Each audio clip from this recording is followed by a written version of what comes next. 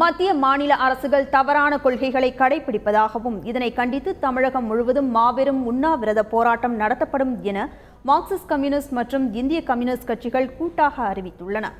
இரு கம்யூனிஸ்ட் கட்சிகளின் மாநில செயலாளர்கள் செய்தியாளர்களை கூட்டாக இன்று சந்தித்தனர்.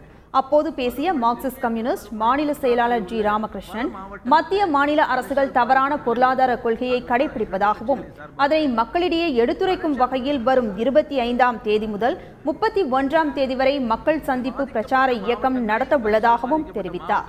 தமிழகத்தில் சட்டம் ஒழுங்கு சரியாக இல்லை என குற்றம் சாட்டிய அவர், பல்வேறு பிரச்சனைகளை முன்வைத்து செப்டம்பர் 1ஆம் தேதி தமிழகம் முழுவதும் மாவட்ட தலைநகரங்களில் இரு கட்சிகள் சார்பில் உண்ணாவிரத போராட்டம் நடைபெறும் என்றும் தெரிவித்தார்.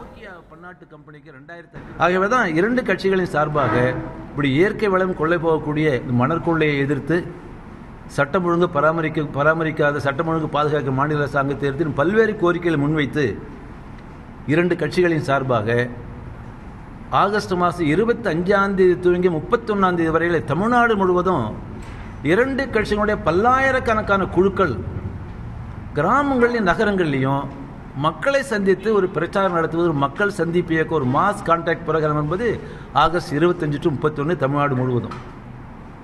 செப்டம்பர் மாதம் 1ஆம் தேதி மாவட்ட தலைநகரங்களில் இரண்டு கட்சிகளின் சார்பாக ஒரு பெருந்திரள் உண்ணாவிரதம் இதே கோரிக்கைகளை வைத்து நடத்துவது என்பது இரண்டு கட்சிகள் முடிவு செஞ்சிருக்கிறோம்.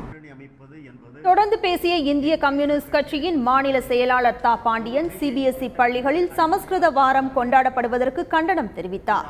இந்திய அரசால் அங்கீகரிக்கப்பட்ட பல மொழிகளில் ஒரு மொழியை மட்டும் மத்திய அரசு பரப்ப முயற்சி செய்வது ஏற்கக்கூடியது அல்ல என அவர் தெரிவித்துள்ளார்.